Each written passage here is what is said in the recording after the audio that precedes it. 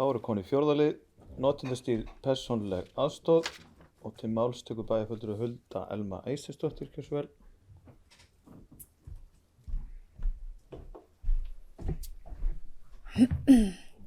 Forseti, ágætu bæjarfulltrúar, hér komin á dagskrárliður 5 í fundargerð velferðarráðs dagsett 14. desember 2022.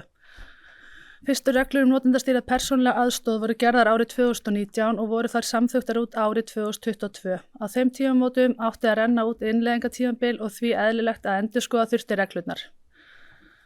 Það hefur hins vegar staðið á þeirri endurskoðun og ennþá ekki ljóst hvaða breytingar í vændum varða þessa þjónustu. Vegna endurskoðunar á hlutdeild ríkis í NPA-samningum og þar sem ekki liggur ennþá fyrir hvort fyrirkomulagið verði óbreytt hér með óskað eftir því að gildistími reglna þessara verði framlengdur til og með 30. júní 2023. Þegar afstaða ríkis liggur fyrir skulu reglur þessar endurskoðaðar. Ég legg því til að bæjarstjórn samþykki þessa ósk að gildistími verði framlengdur. Við þökkum bæjarfulltrúa Huldu Elma Eysteinsdóttur fyrir. Orðið laust. Hvað sé til hljóðs, þá tökum við til samþykkja. Þau sem að